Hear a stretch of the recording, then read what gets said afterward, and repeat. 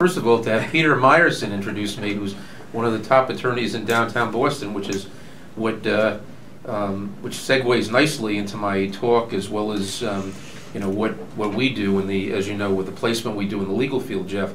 And what was interesting, I was asked by the head of Career Services, the Dean of Career Services, to speak 2 months ago, and the speech was today, on power networking, because the class I'm going to talk to are, they call them the 3 Ls, which is the third-year law students, Peter, which I know you were exposed to some of them when they come up and they're going to be applying for positions with firms such as yourself.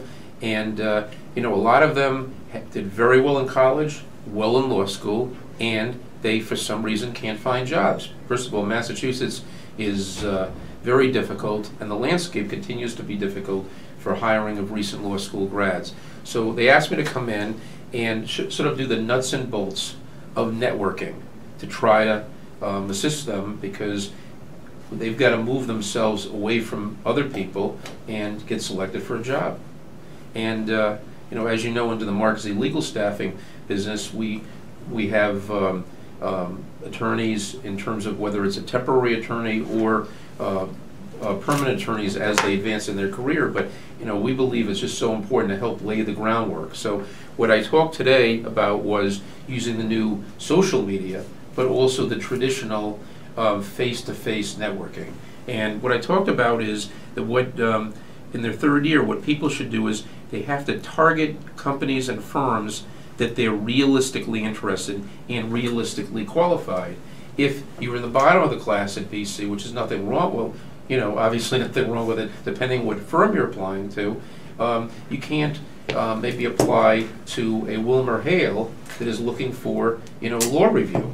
But if you gain some valuable experience and did some internships and clerkships for family law firms, and you're interested in family law, then it's important, instead of generally targeting your resume to every firm in town, target specifically family law firms. So that's what we say, to be realistic. We also talked about how you have to literally do the face-to-face with people that you might be connected with. For example, people maybe that you went to college with, or people that went to your college.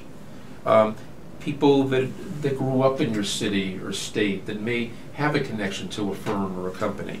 Now, I think that's very important, and I want to just draw a line in the sand, because I'm thinking about 2 lawyers I know right now. One who does a lot of networking of industry people, and he gets all his business from industry referrals from people who know people. And then I know another lawyer who gets 100% of his business by networking to other lawyers. Right. And he finds that to be more comfortable, because he finds that to be lifelong, continuous, stable relationships that go back and forth. And he has networked himself out with a lot of lawyers, and his firm is unique, and he feels that it's a nice passover. So there's different ways to network, and that's what you're saying. Correct. And this is a group, for example, that are the graduating law students that are networking for their first jobs.